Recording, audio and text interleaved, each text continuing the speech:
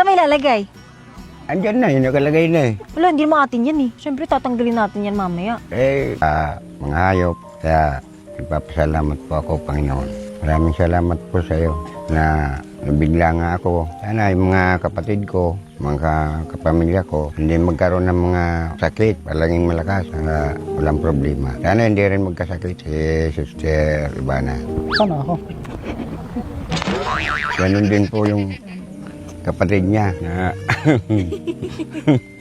sana hindi magkasakit. Maraming salamat.